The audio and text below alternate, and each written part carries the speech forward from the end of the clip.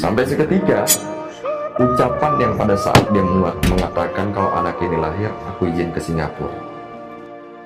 Gak kunjung lama, hanya dalam waktu 3 atau sampai 4 bulan, anakku ini berusia 4 bulan, 5 bulanan gitu. Benar dong kita ditinggal. Dia tinggal sama mantan suaminya di sana, tapi tetap meninggalkan guna-guna di rumahnya untuk diriku. Jadi penyebab aku ini semuanya seperti itu ya karena diguna-guna. Guna-guna istri saya. Aku masih penasaran sih kenapa alasannya sampai mengguna-guna lo. Apa motif utamanya? Ya mungkin akan menjadi korporat ya.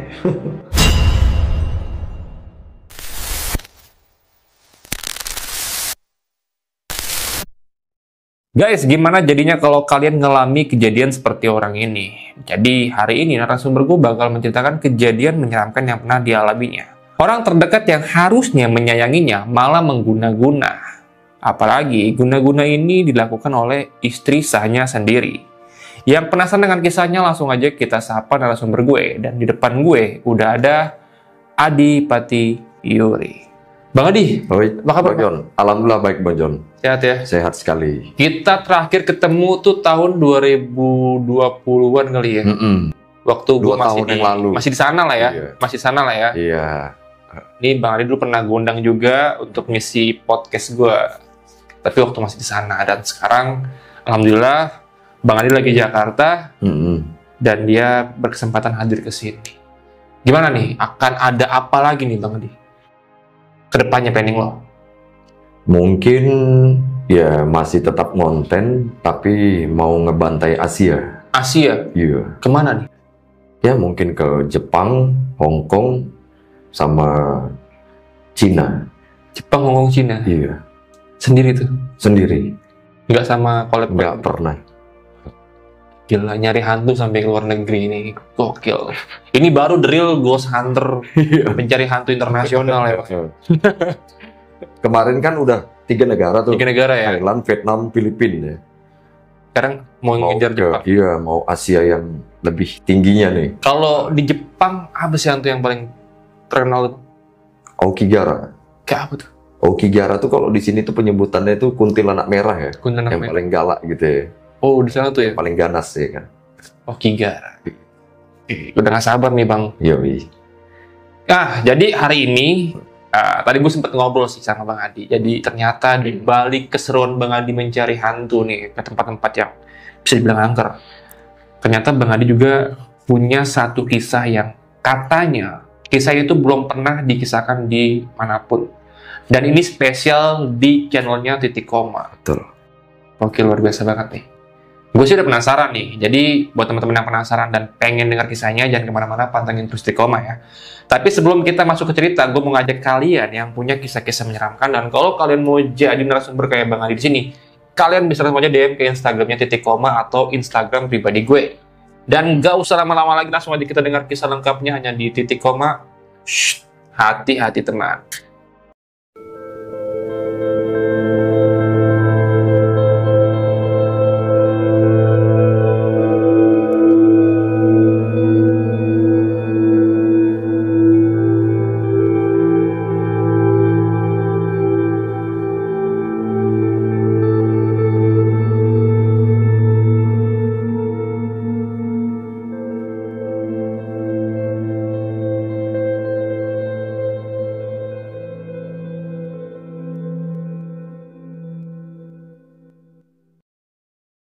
Bang Adi, boleh dijelaskan nih, kisah lengkap seperti apa, Bang?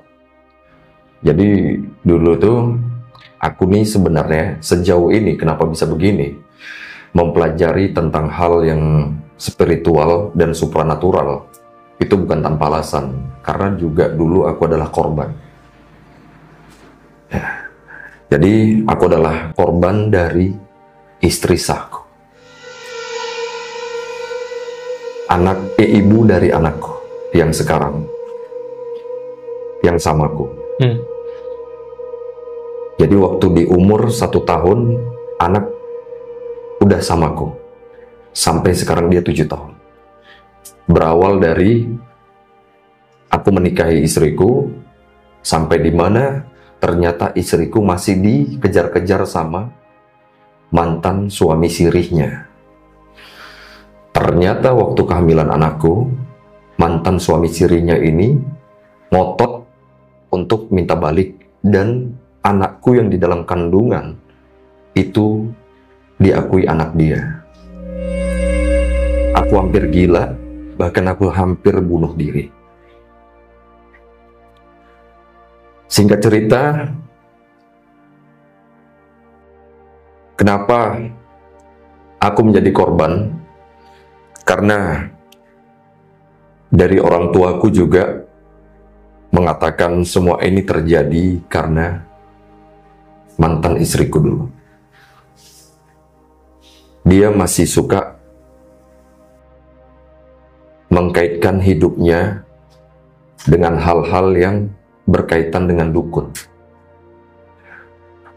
Jadi dulu sepanjang kita perjalanan menikah ini, di tahun 2017,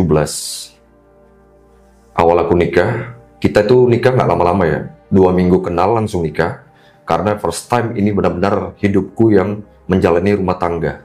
Karena aku benar-benar mau tawakal aja nih ya, insya Allah nih bisa-bisa jadi laki-laki hebat atau orang tua yang pengen punya anak hebat gitu ya. Tapi ternyata semuanya lain cerita. Nah, jadi singkatnya 2017 menikah, diganggu juga sama mantan suaminya. Aku masih sabar. Ternyata banyak serangan-serangan mistik, terutama dari mungkin adalah orang-orang suruhan dari mantan suaminya. Saya nggak tahu ya, Allahualam. Tapi ini benar-benar realita sampai sejauh ini terjadi. Dan yang kedua paling akuratnya adalah istri sah saya ini guna-gunain saya. Kenapa begitu? Karena dari kita menikah sampai anak saya lahir, sampai di mana sebelum kita berpisah, semua tugas rumah layaknya seorang perempuan yang harus mengerjakannya, itu yang ngerjain itu aku. Semuanya? Semuanya. Nyapu, ngepel, nyuci sekalipun. Oke. Berawal dari kesadaran diri, mungkin aku numpang di rumah dia. Nah, jadi karena aku ini kan belum punya apa-apa dulu di Batam ya. Di Batam aku ini belum punya apa-apa, aku nggak punya apa-apa, cuman bermodalkan diri. Ya cuman bermodalkan cinta ya istilahnya gitu ya. Hidup rumah tangga cuman bermodalkan cinta ini ya. Dan kerjaan juga masih nggak jelas saat itu, karena sebelumnya juga aku nih udah ngonten ya, tapi di balik layar ya dengan orang lain ya. Di balik layar aku nggak perlu sebut siapa itu ya. Ya, jadi di balik layar aku juga udah konten misteri sebenarnya, tapi aku belum memperdalami yang namanya spiritual dan supranatural. Tapi aku udah memberanikan diri untuk terjun ke dunia mistikologis gitu. Nah, jadi kerjaan juga ya freelance lah gitu ya, ada ngonten, ada enggak, ada ngonten, ada enggak gitu kan. Pada saat itu mungkin ya kita dapat AdSense itu kecil gitu. Dan kuputuskanlah aku kerjaan yang lain sebagai tato artis, buka studio sendiri. Jadi mungkin karena pendapatan di situ tuh nggak stabil ya, pengaruh ekonomi lah istilahnya. Rumah tangga ini masalahnya itu kalau nggak orang ketiga ekonomi ya. Nah, itu aja nih perkaranya. Tapi orang ketiga ini nggak ada, melainkan hanya ekonomi. Nah, jadi tersandunglah ekonomi tadi. Rumah-rumah istri, ya kan? Properti-properti istri, semuanya punya istri. Nah, jadi apa-apa itu apa yang diperintah dia itu aku tuh mau aja, manut aja. Apa-apa yang dikatakan dia itu selalu mau aja. Bahkan aku dimarahin sekalipun aku diam.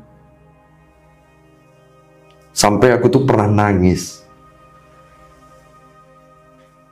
Dan yang kedua, dia lebih tua dariku.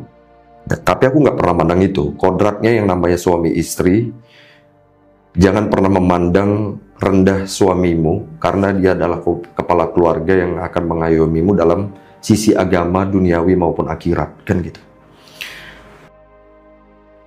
Jadi mungkin karena dia menganggap dirinya lebih tua, atau dia menganggap ini adalah punya dia semuanya.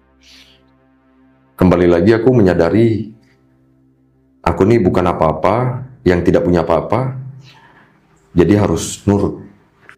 Ternyata dibalik aku nurut ini tanpa sadar, jadi semuanya ini tuh seperti terhijab. Jadi pandanganku ini tuh seperti kayak udah kayak kosong aja gitu, kosong asli. Apa kata orang itu nggak pernah mau dengar. Selain kata dia, apa kata tetangga, apa kata orang depan, apa kata orang samping, itu nggak pernah mau dengar. Cuman kata dia aja yang mau ku dengar. Itu udah banyak yang kurasain. Setelah aku sadar kenapa begini, jadi one day aku pulang ke Medan. Rumah kan di Medan. One day pulang di Medan. Pulang di Medan itu, ibuku tuh, mamaku ini ngomong, kamu kok kurus sekali, gitu. Kamu kok banyak diam, kok banyak murung. Ah, enggak ama, biasa aja, aku bilang gitu. Jadi mungkin ada orang yang mengetahui terkait dengan namanya spiritual ya.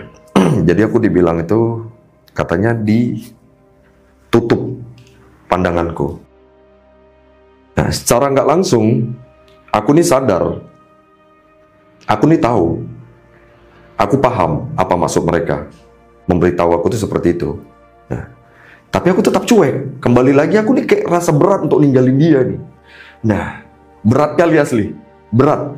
Tetap aku mau melakukan hal apapun itu seperti nyapu, ngepel, nyuci, nyapu, ngepel, nyuci, gitu terus. Setiap harinya. Setiap hari itu kulakukan. Sampai di mana? Waktu itu medical check up ya, ronsen apa? Ronsen anak ya. Ya ronsen anak pengen tahu nih jenis kelamin ini apa. Di situ udah keluar nih jenis kelaminnya apa. Ternyata alhamdulillah perempuan. Pulang dari cek, tiba-tiba di depan rumah itu ada telur ayam biasa. Nah, tapi di depan pintu. Nah, di depan pintu. Ku ambil. Nah, ini telur biasa nih, gitu kan. Nah, tapi masih bertanya, ini maksudnya apa gitu. Kok bisa ada telur gitu ya. Aduh, kejanggalan apa ini gitu. Ya udah, ku bismillah aja lah gitu ya, sholawatin aja, ku buang. Tapi ku pecahkan di pohon. Setelah ku lempar di pohon dan meledak dong. Meledak seperti botol dipecah. Dari situ aku kaget, tapi nggak bilang dia ya. Aku nggak bilang istri ya. Kaget, ya udah masuk ke dalam rumah. Anehnya lagi, di dalam rumah kita ini, di toilet selalu ada ulat. Ulat-ulat kecil bangkai, tahu nggak sih? Ulat-ulat pemakan bangkai. Belatung gitu. Iya, seperti belatung yang kecil. Nah, itu selalu keluar di sela pembuangan air. Dan dari untuk nekan air yang ada di toilet. Flash. Ah, flash itu. Jadi ada ini dong, pembersih lantai ya kan, yang tajam ya, pembersih lantai yang tajam banget. Ya udah selalu kusiram itu. Dan itu berturut-turut selalu setiap hari. Ini ada apa? Bangkai apa yang terjebak di sini? Bangkai apa yang ada di sini? Ini ada yang mati nggak sih? Ini nggak ada. Kucing-kucing nggak ada. Nah, selalu itu. Ya udah cuek aja sih. Mungkin ada selokan yang tersumbat, ada yang kotor, ada yang jorok gitu kan. Nanti hilang sendiri gitu kan. Yang penting kusiram banyak-banyak nih biar mereka mati nih kan gitu. Kusiram sampai 2 botol malah.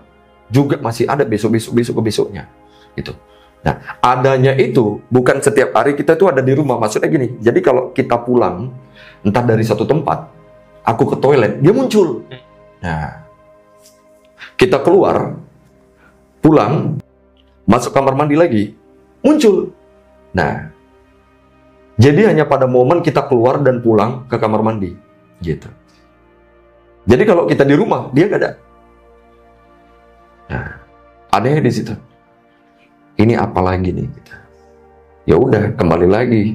Aku melakukan tugas seperti biasa. Nyapu, ngepel, nyuci, nyapu, ngepel, nyuci. Kerja, cari duit, bahkan aku sampai ngamen. Di Batam itu.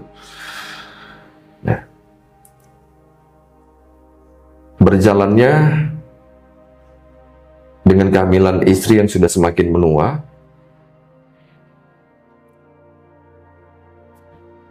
malam harinya itu kita tidur cepat di jam 10 malam. Di jam 10 malam itu kita tidur, dan aku terbangun bukan karena haus atau lapar. Tapi aku terbangun begitu buka mata, di depanku itu kuntilanak dengan sosok yang sangat besar dan rambut yang terurai yang terbang di atasku. Itu terbang, benar-benar terbang. Usia kandungan anakku itu kalau nggak salah di 8 atau 8 bulan. Ya, di usia 8 bulan. Begitu buka mata, kuntilanak itu ada di depan. Ya udah, aku doa, aku bismillah, langsung ucap Allahu Akbar, hilang. Ya. Udah, dari situ udah biasa aja sih. Ini ada apa kan? Apa yang menyebabkan semua ini terjadi? Aku kok bisa, aku ini sadar gitu loh John. Aku ini sadar kalau aku ini nyapu, ngepel. Ini kan harusnya dia dong. Ya kan? Harusnya perempuan dong. Oke, kamu hamil gitu. Tapi masa iya hamil itu harus duduk, tidur, makan, main handphone, duduk, tidur, makan, handphone. Yang gitu. Nah. Terus bagian ini nih aku selalu gitu. Oke, kumuliakan seorang wanita yang sedang mengandung. Apalagi aku pertama kali gitu. Nah, jadi selalu dicekal tuh dengan omongan, kan ini anak pertama kamu. Kan ini anak pertama kamu. Oke, manut. Aku nurut nih. Lucunya, setelah semua kerjaan itu kulakukan, gitu kan, badan minta dipijitin. Badan minta dipijitin ya. Setelah badan minta dipijitin, sampai harus tertidur. Kalau enggak ngambek marah. Ngambek marah. Tapi aku takut. Asli aku takut. Aku takut sekali. Dan setiap hari rumah tangga kita ini nggak pernah beres. Setiap hari, lillahi ta'ala, setiap hari. Dari Senin ke Minggu, Minggu ke Senin, Senin ke Minggu, Minggu ke Senin. Dari Januari sampai Desember, nggak pernah beres. Setiap harinya tetangga itu selalu dengar kita itu teriak-teriak di dalam rumah, bertengkar dengan alasan yang nggak jelas. Bukan karena orang ketiga. Dan bukan juga karena spesifik ekonomi yang terlalu kurang. Kita masih bisa makan. Kita masih bisa, aku masih bisa bayar listrik, bayar air. Masih bisa semuanya. Tapi apa yang kurang? Tapi kenapa setiap hari ini kita cekcok? Apa yang menyebabkan kita ini ribut? Ada aja. Jadi dari situ, aku selalu sabar. Selalu sabar, nggak pernah mau ngadu ke orang tua, nggak pernah mau ngadu. Ya, nggak pernah. Buat apa juga ngadu ke orang tua susah, juga nggak bisa buat apa-apa. Ya kan? Kita udah berani ngambil keputusan untuk menjalani rumah tangga. Ya. Jadi prinsipku pada saat itu, jangan sempat apapun itu keluargamu tahu. Karena kalau laki-laki udah keluar dari rumah, jangan sempat pulang-pulang dapat kabar berita buruk. Gitu. Jadi dari situ, setiap hari kita berantem, setiap hari kita cekcok, ada aja permasalahan lagi. Lanjut sampai dibilanglah, anak akan lahiran, jaga samaku, dia akan ke Singapura. Jadi dia akan ke Singapura untuk kerja. Nah, karena sebelumnya dulu, sebelum sama aku, dia punya suami di Singapura dan udah cerai. Jadi dapatku ini janda istilahnya, yang usianya jauh di atasku, jauh lebih dari 5 tahun malah, ya, jauh di atasku, dia lebih tua. Tapi aku tetap nggak mandang itu, ya. Jadi benar dong, anak ini mau lahir, ya. Anak mau lahir, uang sebenarnya itu udah ada untuk lahiran. Tapi karena gaya hidup dia ini hedon, selalu kalau dapat uang itu ya mungkin ada aja yang dibelanjai, ada aja yang dibelanjai, tapi jangan semua dibelanjai untuk sampai habis dong. Gitu. Nah, kita dapat uang mungkin dari hasilku ya, sebagai tato artis ini mungkin dapat klien, customer dari Batam ini kan, dari Malaysia, dari Singapura gitu kan ya, mungkin alhamdulillah nominalnya lumayan, bisa sampai di budget 6 juta, 10 juta paling tinggi sekali dapat desain gambar ya untuk modifikasi tubuh melalui tato. Jadi udah, kita bersyukur, tapi jangan segala macam disyukurin dengan bentuk ditumpahkan ke belanja dan belanja terus gitu. Ini apa yang mau dipenuhin lagi gitu. Kita udah apa-apa punya gitu. Nah, dari situ anak mau lahir, duit udah aku sediakan sebenarnya. Tapi ternyata pada saat itu anak mau lahir, duit nggak ada. Sepeser pun nggak ada. Lillahi ta'ala.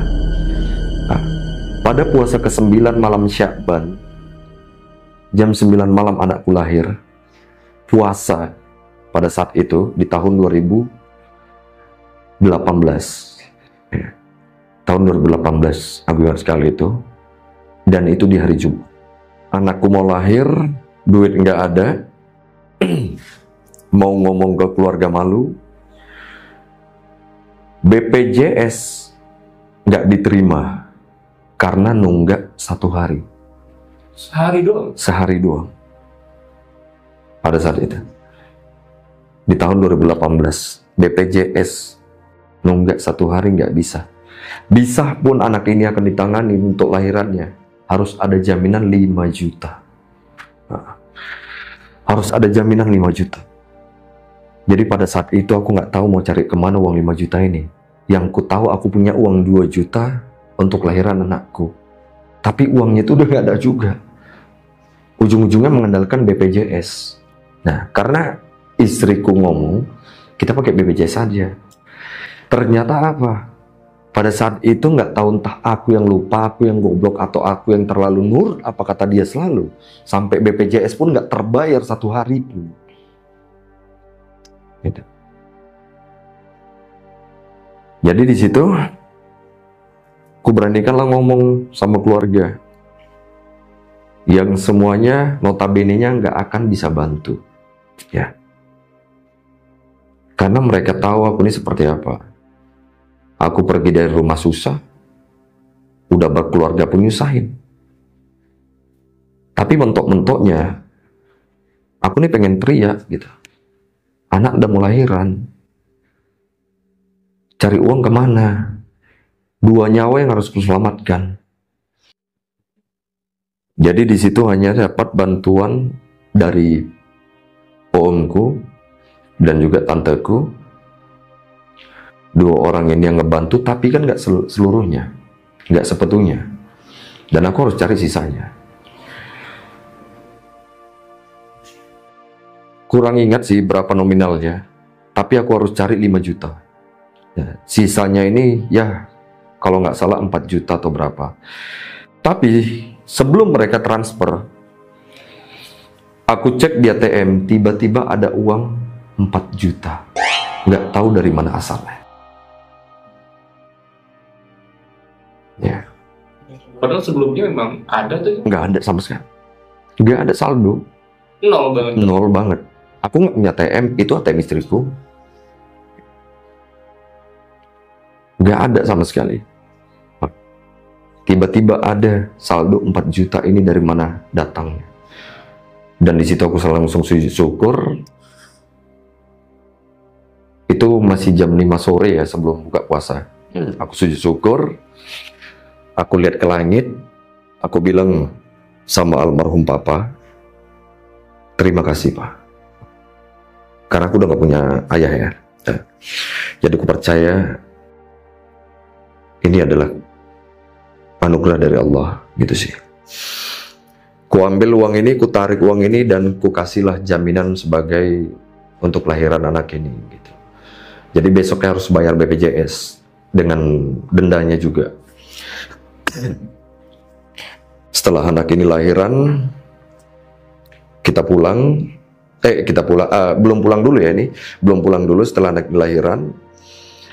Besoknya kita pulang 1 hari aja, karena kalau biaya lanjut akan terkena ini ya, biaya normal ya, karena kan BPJS denda nih, gitu ya. Jadi nggak bisa gitu. 1 hari anakku lahir langsung pulang. Seharusnya kan harus di situ dulu, ya kan?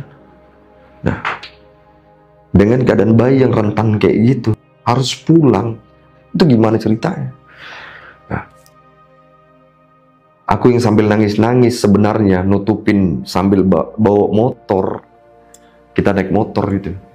Nah, udah. Begitu sampai rumah, anakku paksa susuin. Tapi dia nggak mau. Susuin anaknya, gue bilang. Biar dia ngerasakan air susu ibunya untuk pertama kalinya. Dia nggak mau. Nah, Kenapa tuh? ya dengan alasan masih sakit lah, apa segala macam. Oke, ya. Lanjut cerita, kita tinggal bertiga nih di rumah. Ya. Bertambahlah 1 orang di rumah ini ya. Nah, setiap harinya rumah ku ngajiin nih, ya kan? Untuk kehadiran anakku. Nah, setelah rumahku ngajiin, waktu mau pengucapan amin, itu dari dapur ada yang mengucapkan amin. Siapa dong? Sementara istriku di samping, anakku di samping, aku di sini ngaji, dan di dapur ada yang melanjutkan ucapan amin. Oke, aku udah biasa aja nih. Beraniin aja, kita ini rumah kita nih. Ya kan, kenapa harus kita takut? Kita lebih tinggi kastanya, kodratnya lebih kita yang mulia. Gitu. Semakin hari kita ngerawat anak, tetap juga apapun itu yang harusnya seorang ibu yang melakukan itu, tapi aku yang melakukannya. Semuanya tetap aku masih nurut. Aku masih nurut. Apapun itu. Masih tetap harus kulakukan. Masih tetap harus kukerjakan. Sampai ngasih makan anak. Beli bubur anak keluar segala macam masih. Nah, terakhir dia ada sih mau nyusuin anak. Tapi dia ujung-ujungnya udah nggak mau lagi. Di usia berapa gitu, si anakku ini Mesia ya. Itu udah nggak nyusu lagi. Nah, sampai seketika ucapan yang pada saat dia mengatakan kalau anak ini lahir, aku izin ke Singapura. Nah, nggak kunjung lama, hanya dalam waktu 3 atau sampai 4 bulan, anakku ini udah 4 bulan, 5 bulanan gitu. Bener dong kita ditinggal. Bener dong kita ditinggal. Tapi sebelum aku ditinggal, aku sempat ngecek handphonenya. Ada riwayat percakapan. Bagaimana ini Mbah? Mbah siapa nih? Pengucapan seorang mbah ini kepada orang tua atau sesepuh gitu ya. Mbah siapa ini? Gitu. Tapi dari situ aku diam. Nah, ternyata setelah aku ditinggal, kita ditinggal ke Singapura dengan alasan katanya dia nggak mau kerja di Indonesia karena uangnya sedikit dan nggak bisa dapat uang. Aku juga katanya kamu juga nggak bisa menghasilkan uang yang banyak. Oke, ku izinin. Dan dia tinggal di sana dengan mantan suaminya. Lu tahu tuh? Tahu. Tapi lu izinin? Lillahi ta'ala.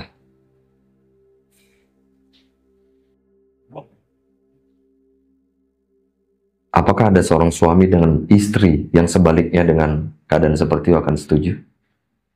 Enggak. Kenapa aku setuju?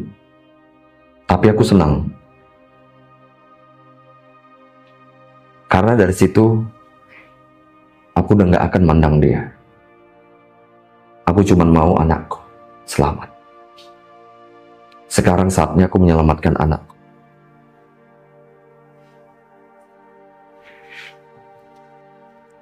Dia tinggal sama mantan suaminya di sana. Tapi tetap meninggalkan guna-guna di rumahnya untuk diriku.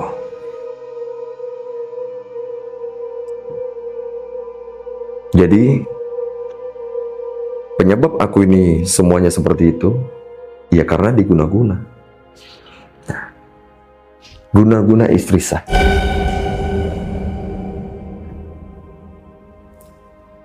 Dan aku sadar setelah aku berkonsultasi kepada guru agamaku,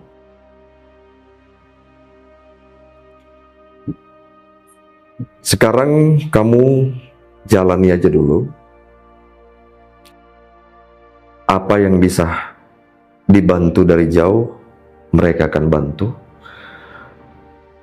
Apa yang mereka bisa lakukan dari jauh, mereka akan lakukan. Jadi dari situ aku jalani dulu untuk besarkan anak ini sampai dia bisa jalan dan bisa dibawa pulang. Nah, jadi kita udah ditinggal nih berdua di dalam rumah, setiap harinya berdua. Jadi kalau aku mau kerja ke studio, dia kadang ku bawa, tapi namanya anak masih rentan gini, susunya, tidurnya, segala macam. Kebetulan di samping rumah ada penitipan anak yang bayar per hari gitu kan. Nah, ya udah ku titip lah di situ. Maghrib atau pulang kerja selalu ku ambil. Nah, jadi seketika pada saat aku udah pulang kerja, anakku ambil. Itu aku pulang sore ya, pulang jam 3 sore. Nggak tahu kenapa kok kangen banget nih gitu kan, pengen main lah sama dia gitu. Nah, pulang jam 3 sore, tutup studio, main aja gitu ya, sama anak di rumah. Itu anak kalau nggak salah masih umur 5 bulanan, kalau nggak salah 5 bulan atau 6 bulan ya, kita ditinggal 5 bulan atau 6 bulan. Jadi kita di rumah dari jam 3 sore, di jam 4 sore, tiba-tiba mata ngerasa ngantuk. Nah, begitu juga anak. Udah aku kasih susu, dia ngantuk, dia tidur duluan nih. Dia tidur duluan. Dilanjut dengan aku. Dari jam 4 sore sampai jam 8 malam, kita ketiduran. Tapi lampu rumah nggak ada yang hidup. Satu biji lampu pun tidak ada yang hidup. Tapi tetangga melihat lampu kita ini hidup. Nah, seharusnya udah tahu lampu rumah tetangga mati dari jam 4 sore, orang tuh tahu aku di dalam dengan anakku. Kalau mereka lihat lampu ini mati, pasti mereka negur dong. Ya, gitu kan. Ya, tapi ini enggak. Dan mereka menyatakan pada saat itu, mereka melihat lampu itu hidup normalnya pada seperti rumah-rumah mereka yang dihidupin. Nah, siapa yang hidupin? Sementara aku tertidur dari jam 4 sore sampai jam 8 malam. Nah, sadarnya adik mertuaku, adik iparku datang. Adik iparku datang karena disuruh sama istriku. Tolong cek katanya. Nah, pintu digedor, terbangunlah aku. Karena aku di ruang tamu, anakku di kamar. Kok bisa? Sementara anak tidur di samping aku tadi. Tapi tiba-tiba kenapa anakku ada di kamar? Siapa yang mindahin? Entah. Wah, makin gak beres. Berarti saat lu bangun itu kondisi lampu benar-benar gelap total? Mati, seperti benar-benar padam listrik.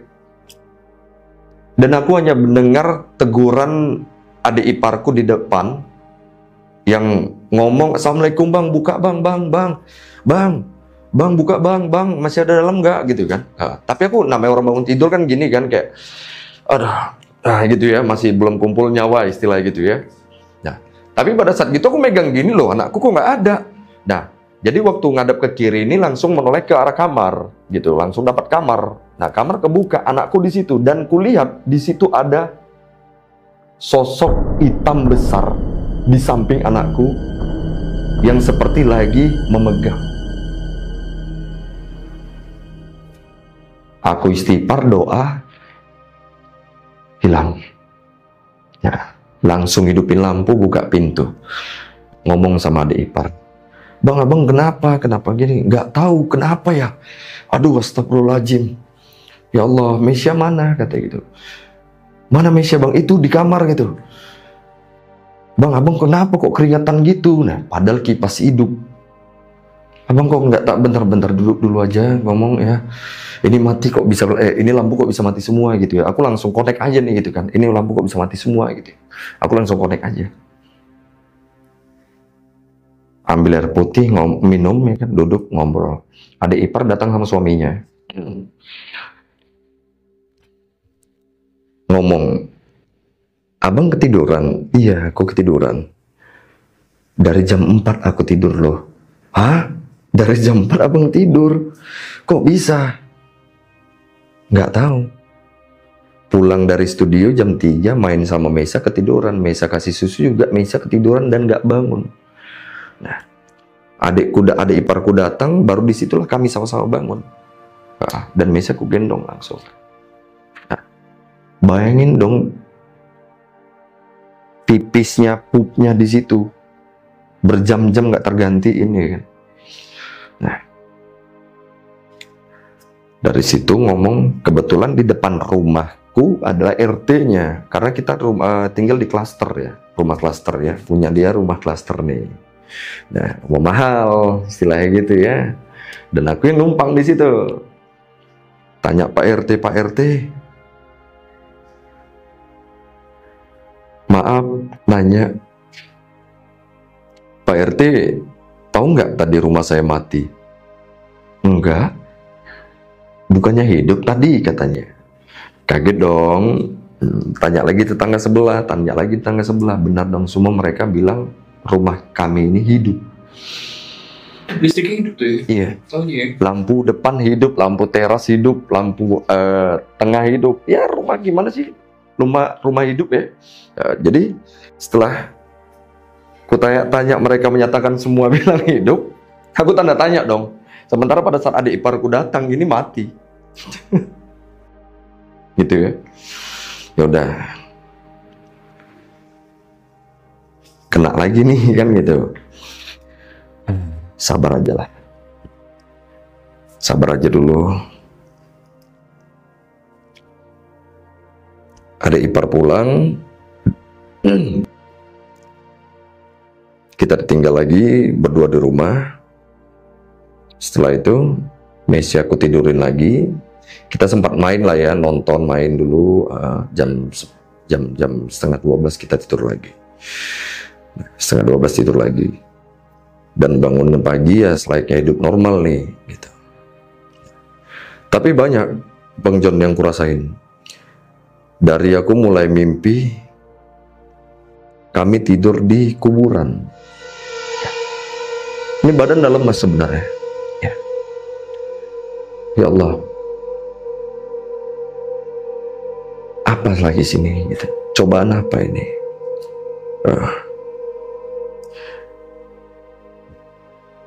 Sempat putus asa. Sempat aku hampir putus asa. Kalau anak ini ku tinggal, aku berdosa. Kalau anak ini ku biarkan, aku gagal jadi laki-laki. Jadi dari situ aku tetap bertahan. Nah, singkat cerita, pulang dia dari Singapura dengan bawa hasil uang kerjanya. Dolar Singapura memang lebih tinggi ya. Oke, tapi tetap juga nggak ada rasa bersyukur. Pulang bawa uang tetap habis. Setelah habis harus pergi lagi. dan kita ditinggal lagi. Nah, sempat di mana ada momen dia pulang dari Singapura, keesokan harinya dia alasan ke salon. Nah, dengan alasan ke salon, tapi aku curiga nih, ini nggak akan ke salon nih. Gitu. Ini anakmu loh, anakmu ada di rumah, apa kok nggak kangen, apa kok nggak rindu, kok baru pulang, gitu, kau lebih milih ke salon dulu. Kenapa nggak kemarin-kemarin di Singapura ke salon? Itu ini siapa, apa, kenapa, ada apa gitu kan, bertanya-tanya dalam kepala gitu. Ya udah sih, sabar sampai aku video call dan aku hampir bunuh diri. Aku video call, ini anakmu, ku titip kamera ku sini ya, aku bilang. Sekonyol itu aku, astaga, sebodoh itu aku, senurut itu aku sama dia. Dengan santai dia senyum, iya bentar lagi pulang, sabar ya, sambil ketawa dong, padahal aku udah ngelakuin hal bodoh. Wah, oke. Aku nggak punya apa-apa, aku bukan siapa-siapa. Dia pulang dari salon, tetap di mataku biasa aja. Gak ada yang istimewa. Tetap di mataku tuh nggak ada yang lebih wah, lebih mewah, lebih menarik. Tetap. Karena aku udah tahu. Aku sadar, tapi aku tetap ngikut gitu loh. Aku tetap ngikut apapun kata-kata dia selagi dia ada di depanku. Nah, ini kenapa lagi, ada apa lagi gitu.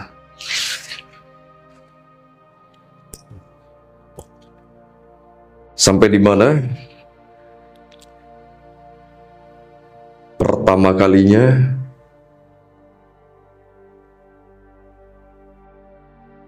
dia mau izin lagi, katanya mau jumpai mantan suami sirihnya yang udah nyampain dia di Batam itu.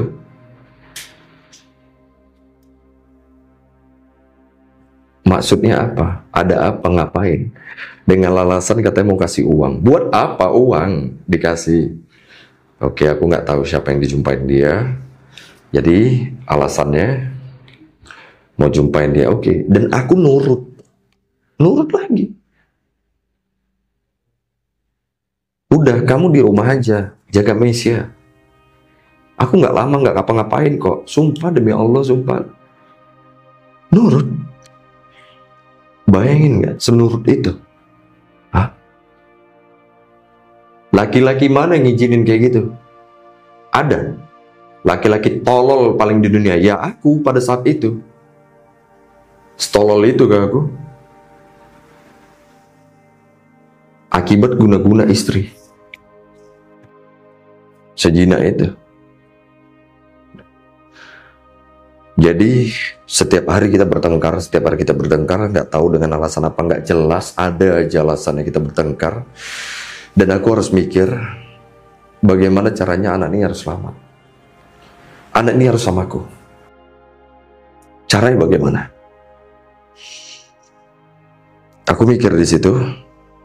Setelah kita bertengkar, aku keluar dari rumah dan aku ngekos. Dan dia ngebiarkan aku gitu aja. Sampai udah aku ngekos, berarti mereka di rumah dong. Iya kan? Mereka di rumah dong, berdua. Apakah dia akan mengurus anaknya? Enggak. Tahu siapa yang ngurus anakku? Kakakku. Kakakku yang dari Medan didatangkan untuk ngurus anakku. Seribet inikah hidupku, aku yang dijolimi istriku, bahkan istriku juga harus menghadirkan kakakku untuk mengurus anakku di rumah itu. Sampai aku harus menyelesaikan ini. Singkat cerita, selesai ceritanya, kakakku pulang, kita rujuk, kita balik lagi, aku balik lagi ke rumah. Sebelum aku pulang ke rumah, satu harinya ada orang yang ngikutin aku. Ada orang yang ngikutin aku untuk memata-matain aku. Tapi aku tahu ini dia mata-mata, tapi kita nggak ada komunikasi. Jadi pada saat itu karena aku saking beringasnya, ya, aku saking taunya, mereka suami istri nih, tapi masih nggak jelas suami istrinya. Ya, ngekos di kamar depan untuk mantau-mantau aku. Tapi aku yakin dalam hati ini besar ngomong, ini orang suruhan ini. Ini maksudnya kalau nggak nyelakain aku, ngusik hidup aku, ngenain mental aku, atau ngerusak konsentrasi hidupku. Udah ini nggak jelas ini nggak jelas ini. Udah ini iblis setan ini. Ya Allah, bantu aku ya Allah, bantu aku ya Allah. Bismillah. Buka pintu, dia lagi di depan, nggak banyak ngomong, langsung kupukulin.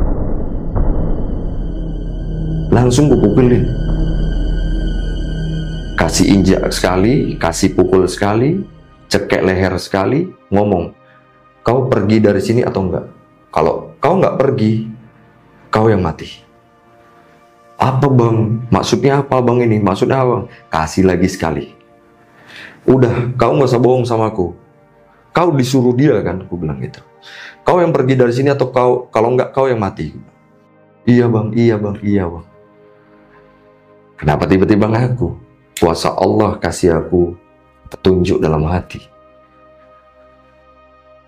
Banyak bisikan goib yang membuat aku buta. Tapi aku percaya diri. Terakhir benar. Benar dong. Maghribnya aku sholat. Jadi mereka belum balik nih. Dia belum pulang. Maghribnya aku sholat di kamar sendirian. Setelah sholat, lagi sholat nih. Jadi pintu nggak aku kunci. Ya. Nah, lagi sholat, tiba-tiba istrinya kesurupan. Nah, istrinya kesurupan. Dengan lancangnya dia buka pintuku, dia ambil air minumku yang ada di sebelahku, sebelah kanan kan terlihat oleh mata nih, sepertinya kan gitu, sepintas gitu kan. Terlihat oleh mata, ya kan, kita lagi berdiri kan. Nah, aku belum selesai sholat. Dengan lancangnya dia buka pintu, dia ngomong, bang, dengan kewalahan minta air bang. Nah, istrinya kesurupan di kamar itu, meronta-ronta, nyekein dia, mukulin dia, segala macam. Nah, begitu aku selesai sholat, aku lihat istrinya mukulin dia, ngomong, mata istrinya udah merah, gitu kan. Nah, suara istrinya udah beda. Dia ngomong, pergi kau dari sini, pergi kau dari sini. Pergi kau dari sini, pergi kau. Padahal mereka nggak kenapa-napa. Nah, dari situ aku masuk kamar lagi. Dan aku berprinsip, ya Allah, balikkan segala kejoliman apapun yang ada di sekitarku ke mereka. Mungkin pada saat itu adalah dia, ya kan? Balik jolim tadi kan, pada saat aku sholat tadi. Nah, lanjut mereka udah tidak ada di dalam rumah, di kos itu lagi. Ya kan, mereka udah pindah. Oke. Jadi momen aku besoknya mau pulang nih. Ya kan, mau pulang karena kita rujuk. Karena kita udah baik-baikan. Nah, sebelum aku pulang besoknya, jadi pada saat setelah sholat itu, aku tuh cuman punya handphone yang kecil, tau gak sih? Mito limbat. Orang nyebutnya mito limbat. Ya. Karena kan dulu iklannya limbat. Iya, iklannya limbat ya. Iya. Ambasadornya. Ya. Cuman punya handphone itu. Yang tombolnya itu udah huruf LMNO-nya itu nggak mana ya. Di zaman itu loh. Zaman 2018. Saya kira gua punya apa-apa. Aku lapar, beli makan lah ke bawah. Tapi aku yakin, pengen ngerekam situasi kamar. Caranya bagaimana? Kuhidupkanlah handphone yang tadi. Handphone itu nih. Iya. Karena kan infrarednya ada. Handphone itu kan ada infrarednya. Ya kan? Di zaman itu kan, handphone itu kan yang punya infrared. ya kan? Lebih kuat lagi, lebih produktif seperti ya gitu kan. Jadi ku nyalain kameranya, udah ku taruh aja di sudut kamar nih. Aku keluar, pergi ke bawah, beli ketoprak. Nah, Alasan lu menyalakan handphone buat apa tuh? nggak tahu, pokoknya ini kayak apa sih? Lagi sholat suara atas gerdak-gerduk, lagi sholat suara air hidup sendiri. Coba, lagi tidur, lagi sholat suara sendal ngeplek-ngeplek, padahal kamar sebelah kosong, sini kosong, di sini yang baru diisi tadi juga udah kosong kan? Ya. Oh, makanya alasan lu itu tuh, lu naruh handphone pengen tahu nih ada apa di sana gitu. Oke, sampai sebegitunya aku. Coba. Sampai sebegitunya, John. Pergilah ke bawah beli ketoprak ya. Jadi makananku tuh dulu setiap hari itu ketoprak, John. Setiap harinya, karena aku hemat uang. Satu ketoprak itu 2 kali ku makan. Ku sisain untuk besok pagi. Setengah ku makan malam, setengah lagi ku makan pagi. Gak basi, Lillahi ta'ala. Itu terus. Udah aku letak handphone tadi, aku pergi ke bawah beli ketoprak.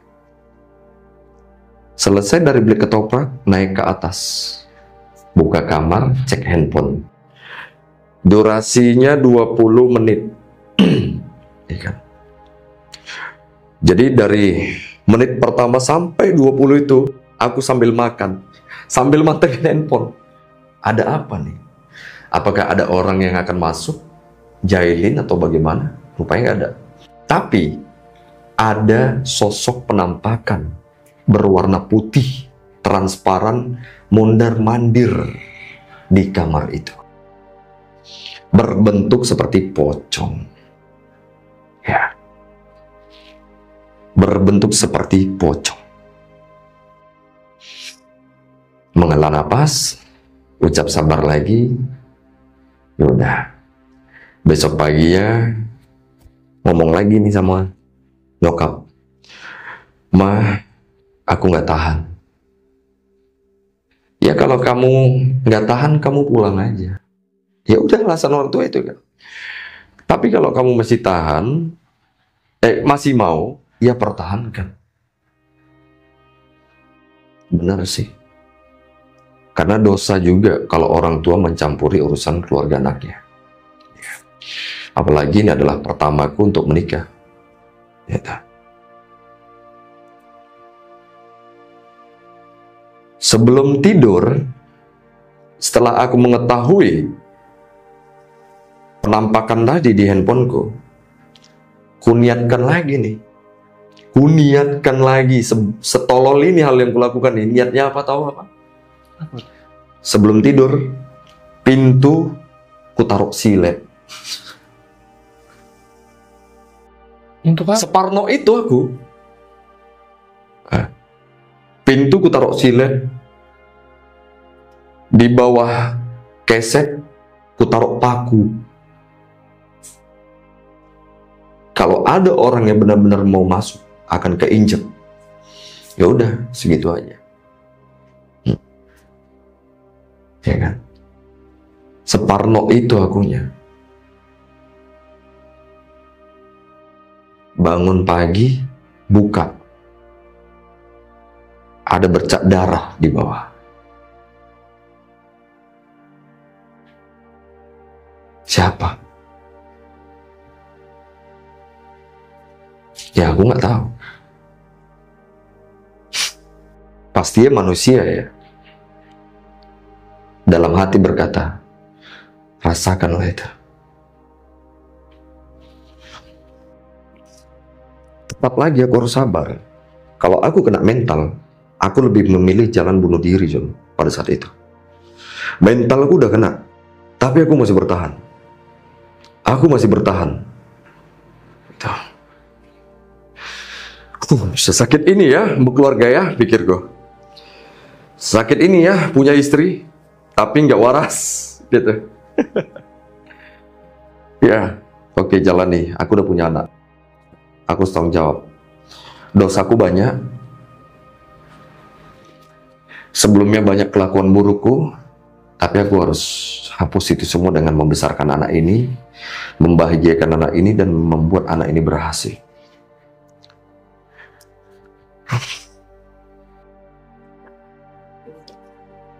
Pulanglah aku paginya itu ya, ku cuekin aja nih darah siapa, bodo amat kan gitu. Nggak mau tahu darah siapa. Setelah pulang, kakakku balik ke Medan. Kembali lagi seperti biasa. Aku ditinggal ke Singapura. Aku berdua lagi sama anak. Nah,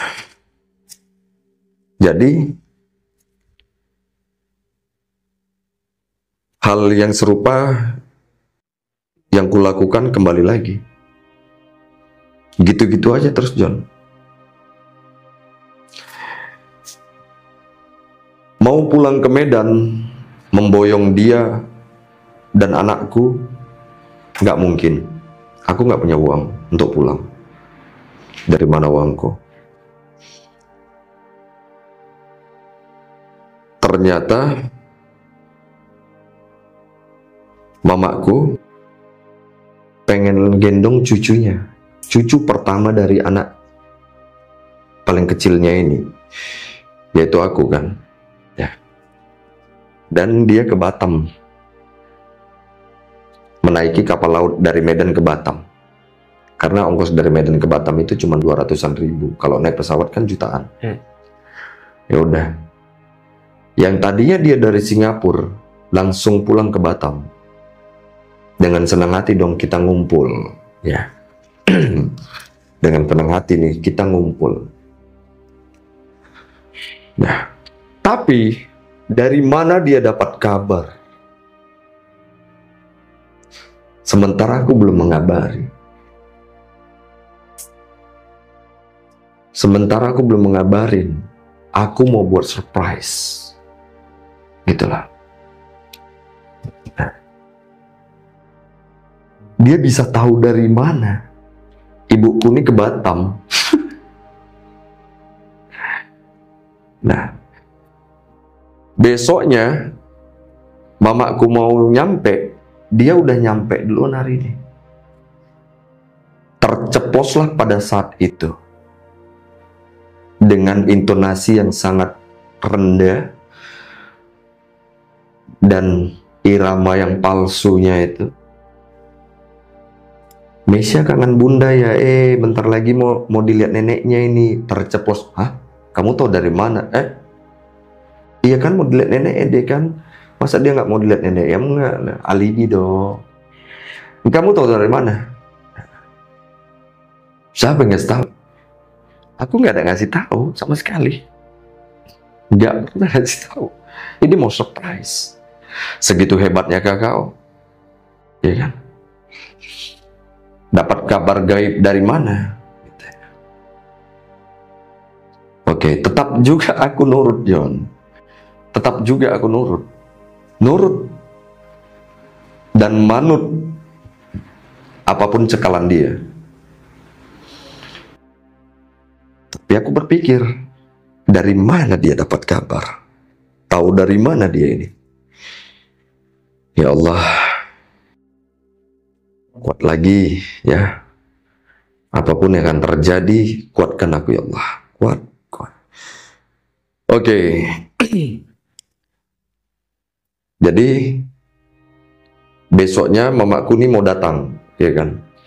Mamaku mau datang karena dia udah tahu duluan. Untuk menghilangkan suasana kecurigaanku tadi, dia buatlah drama, kita masak enak lah yuk, kan mama mau datang segala macam gini segala gitu kan. Ya udah masak yuk, kita belanja. Tapi tetap dalam hati bertanya, kau tahu dari mana? Kau tahu kabar ini dari siapa? Gitu. Tetap aku nggak setuju. Oke, kita belanja, masak enak. Oke, dan keesokan harinya aku jemput ibuku dari pelabuhan Batam dan akan menuju ke rumah. Nah, setelah itu dia bawa anakku di dalam kamar. dengan alasan jangan bawa anak ini. Maksudnya apa?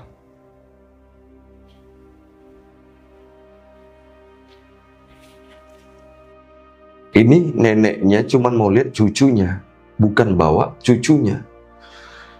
Pertama kalinya dia bawa ke kamar, dia tutup pintu. Mamaku nggak disambut sama sekali. Padahal dia udah, Ya, kayak dia itu welcome kan harusnya, udah. ya, kenapa? Kesurupan apa? Memang sebelum satu harinya kita, oh ini kutegaskan dulu ya sebelumnya. Jadi sebelum penjemputan kita tuh berantem hebat, berantem benar-benar hebat. Dan pada saat itu berantem yang sehebat, paling hebat. Sampai aku mau pergi juga lagi. Mau pergi lagi. Gitu kan. Sampai aku mau pergi lagi. Baju semua aku ambilin udah. Tapi tetap pintu dikunci sama dia.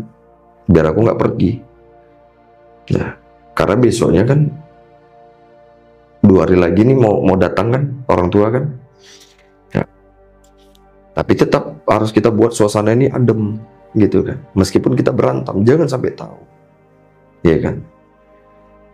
Ya udah. Begitu ibu udah nyampe rumah, dia bawa anak ke dalam kamar.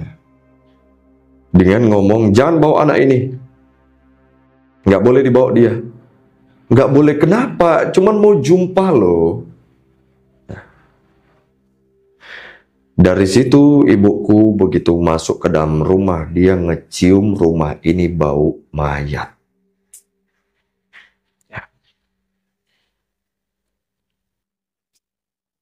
Bau sebau-baunya, seperti tong sampah. Coba. Dia keluar, ngomong nggak tahan, di dalam bau banget. Bau apa mah? Sampah kalian nggak kalian buang ya? Nggak ada sampah di dalam rumah, bersih. Tadi pagi aku udah ngepel dan nyapu, bersih-bersih semua. Bau kali nggak tahan. Ada apa? Bau apa lagi rumah ini? Sejelek itukah udah aura rumah ini?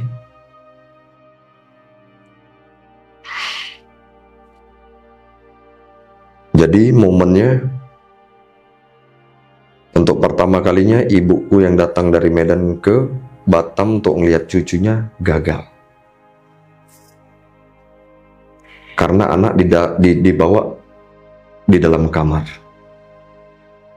Harus kutaruh kemana ibuku? Nggak tahu. Terakhir, ibuku kukoskan sampai nunggu tiket kapal balik ke Medan sesuai jadwal. Jadi 4 hari ibuku ngekos dulu. 4 hari kukoskan ibuku di Batam. Selucu inikah seorang nenek yang mau lihat cucunya nggak bisa? Akibat dampak dari guna-guna istri sah ini, ya. Kukoskanlah ibuku tadi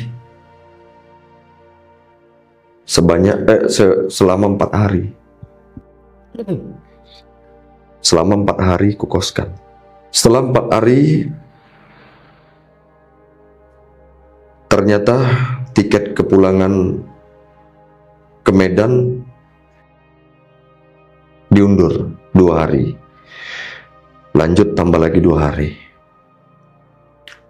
Dan malamnya di hari ke-6, mamaku ini udah di kosan.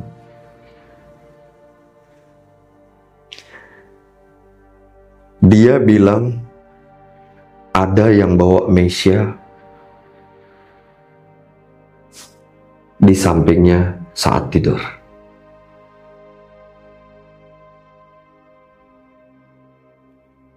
Dan dia bangun, Mesya itu ada. Begitu dia menghadap, hanya sepintas mengambil air putih dan menghadap lagi ke samping, Mesya udah nggak ada. Padahal kan anakku sama ibunya di rumah, ya kan? Jarak dari kosan mamaku ke rumah itu sekitar setengah jam. Lalu anak siapa itu tadi? Anak siapa? Ya.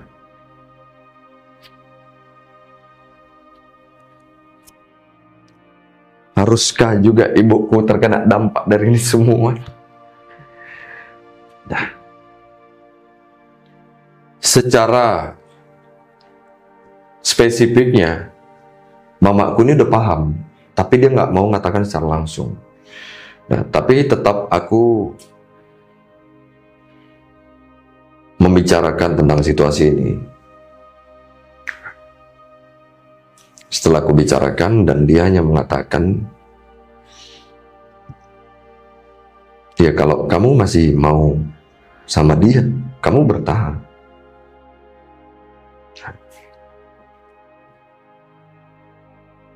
Dan aku putuskan nggak akan mungkin. Setelah kejadian, mamaku dimunculkan sosok anak kecil seperti anakku tidur di sebelah dia, dan hilang lagi. Besoknya kan mau pulang nih mamaku, ya kan? Istriku datang sama Mesya. Disitulah baru dipertemukanlah anakku sama dia. Dengan santunnya dia datang membawa anakku dengan mengatakan, ayo ma kita pulang ke rumahku aja. Dengan segampang itu kah?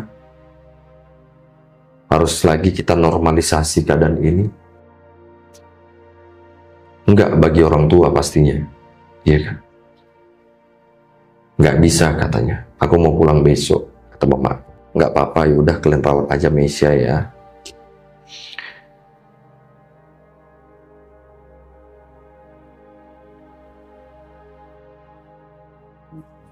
Setelah jumpa anakku sama neneknya malam itu, dan dia pulang,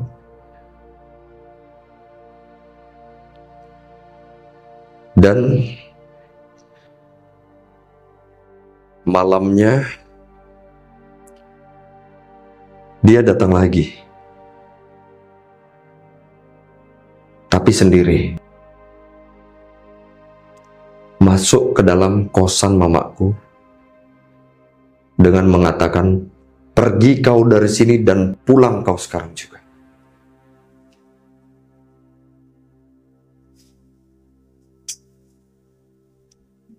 Dia mengatakan seperti itu kepada ibuku.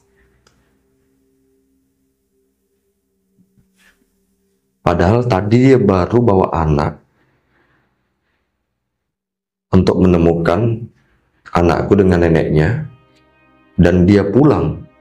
Dia kembali lagi, datang sendiri dan membuka pintu kamar kos ibuku dengan mengatakan, pergi kau dari sini dan pulang sekarang. Ternyata itu bukan dia. Dia ada di rumah sama anakku. Tahu dari mana? Aku tahu dari Pak RT. Karena aku langsung menghubungi Pak RT.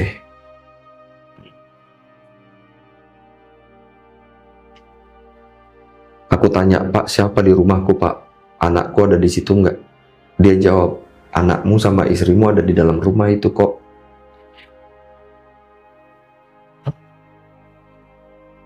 Lalu siapa tadi yang mengatakan, pergi kau dari sini dan pulang kau sekarang juga.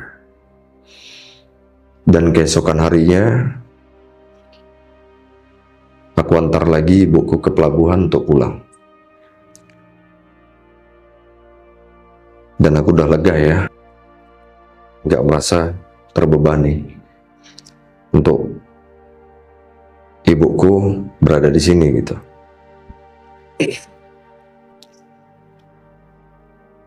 Lanjut cerita, aku pulang lagi ke rumah. Setelah pulang ke rumah, di depan rumahku, tepat di atas, aku menanam ari-ari anakku. Itu sore hari, John. Sandekala ya istilahnya ya. Sandekala. Aku melihat ada 2 pocong di depan rumah.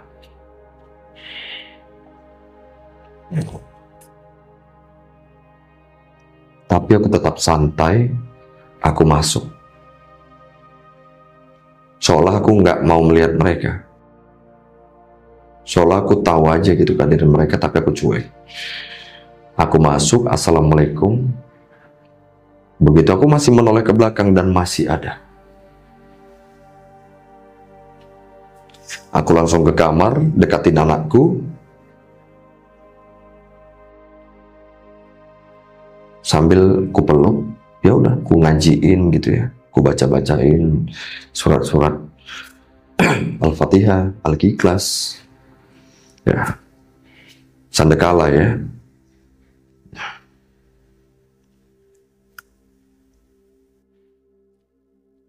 Dan singkat cerita, kita berantem lagi. Sangat besar sekali. Betul-betul sangat besar sekali. Di mana aku harus mengurus surat cerai.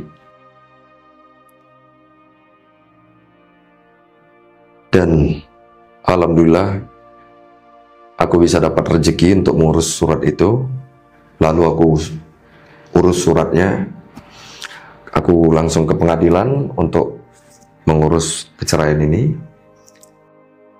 Dan setelah kurus surat cerai ini, tanpa ada cerita panjang lebar dan basa-basi apapun itu, dan kuputuskan untuk tidak lagi berhubungan dengan hal ini dan dirinya. Aku berharap semuanya seperti yang kuinginkan dan benar. Apa yang sudah dilakukannya terhadap aku dan ibuku tidak mempertemukan ibuku pada saat itu dengan cucunya. Sekarang itu kembali pada dirinya. Dan semuanya risiko itu kembali kepadanya. Berarti bisa dibilang dia udah nggak bisa nih ngeliat anaknya. Bisa saja kapanpun itu, kalau dia mau dan ada niat. Tapi sejauh ini dia nggak pernah lihat anaknya. Karena dia memang sengaja. Aku nggak tahu itu, nggak urusin. Ini doa dari kelakuan dia.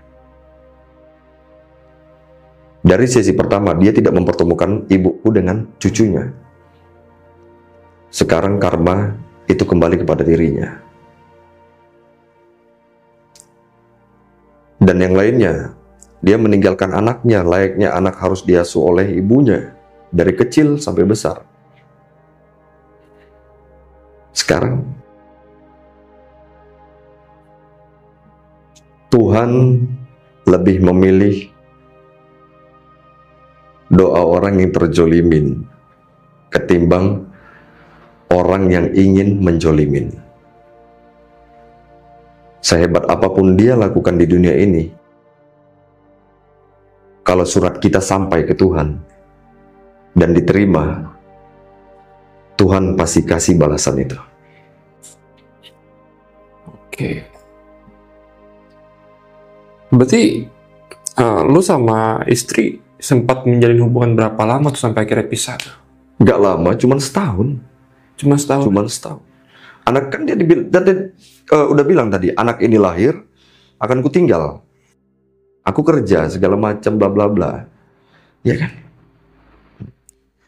Tapi sekarang masih kontak-kontak kan? Oh enggak. Udah enggak? Udah hilang gitu aja? Saya nggak mau tahu itu. Gue masih penasaran sih, kenapa alasannya dia sampai mengguna-guna lo, Pak? Apa motif utamanya, Pak? Iya, mungkin akan menjadi korporat ya. Babu gitu maksudnya? Iya. Padahal dia udah menyebutkan kata yang halus ya, korporat ya, tapi menurut gue ini nggak bisa terkontrol nih. Jadi secara nggak langsung pernikahan itu hanya untuk memanfaatkan lu untuk menjadi korporat. Ya, Bang. Iya. Banyak yang kualami, John. Dari mulai pertarungan aku sama mantan suami sirihnya, yang juga menggunakan aku, Allahualam tadi kembali lagi tanda kutip ya, aku tidak menuduh atau menuding. Nah, karena yang ku dengar pada saat yang dia ke salon tadi, yang dia izin mau menemukan menjumpai lagi, berarti kan sejauh ini ada something communication gitu kan. So what happening, something wrong? Apa yang terjadi dengan hubungan komunikasi mereka sehingga aku tidak mengetahui, dan sejauh ini dia izin sampai anakku sudah lahir pun dia berani izin untuk menemukan mantan suaminya itu dengan hanya alasan katanya mau memberi uang. Kenapa nggak harus ditransfer? Dan anehnya lu nurut aja lagi. Ya. Itu mungkin salah satu sihirnya kali ya. Betul. Yang membuat terasa tunduk aja. Betul. Padahal lu tahu tapi lu nggak bisa ngelawan itu. Nggak bisa. Gila, gue pikir cuma ada guna-guna pelakor aja, tapi ternyata juga ada ya guna-guna istri saya. Lebih kejam guna-guna istri sah.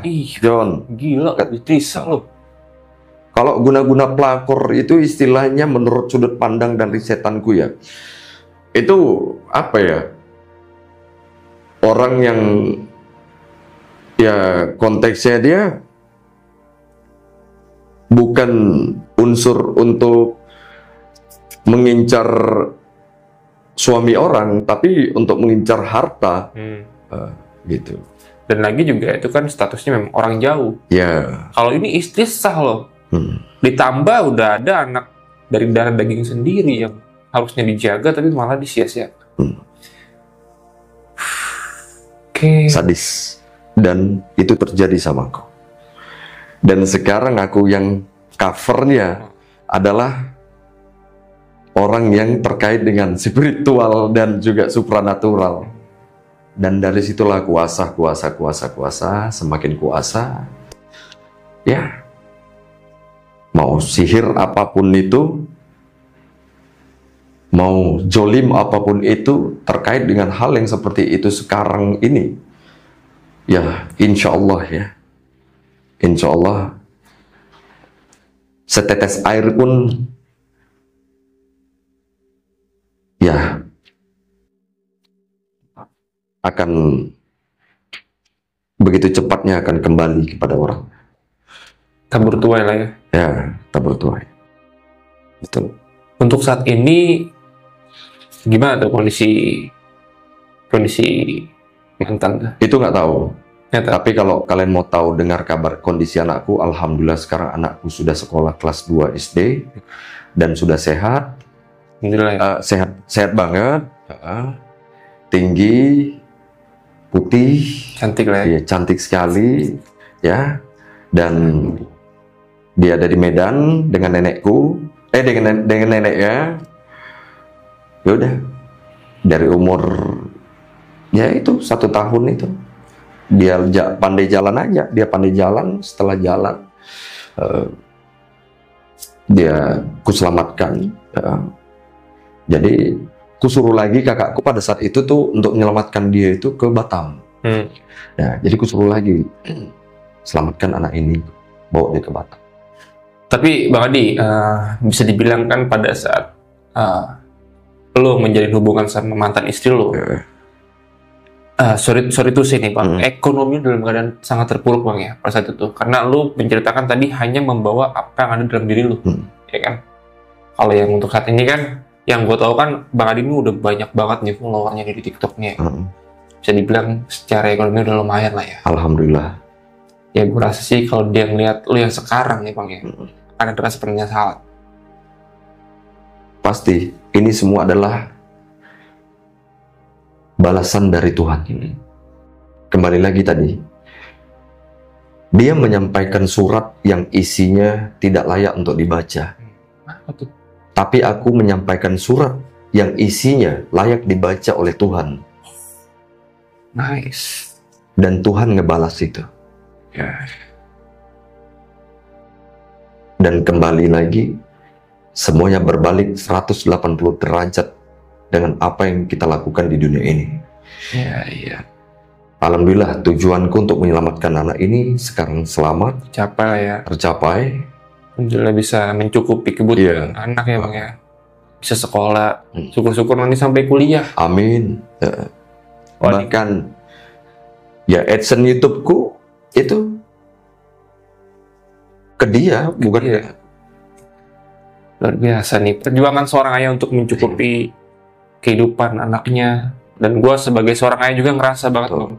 Sangat banget ngerasa anak gue sakit aja di depan matanya tuh kepikiran Bang, apalagi jauh Bang. Iya. Kok bisa ada seorang ibu yang ya itulah bisa penyakitnya siniin aja gitu ya. Gue sering gitu Bang. Iya, makanya anak gue sakit gue kayak gila, penyakitmu pindahin aja ke ayah. Iya. Sampai segitunya kita sama anak ya Bang ya. Tapi ya itu teman-teman ya, semoga ada hikmah yang selalu bisa diambil dari setiap cerita yang dikisahkan sama narasumber kita pada hari ini. Ya, ambil sisi positifnya, buang sisi negatifnya. Dan Bang Adi, sorry nih Bang ya. Iya. Gue ngerasa kayak dari tadi lo cerita agak kegerahan mungkin Bang, kepanasan. Mohon maaf ya Bang.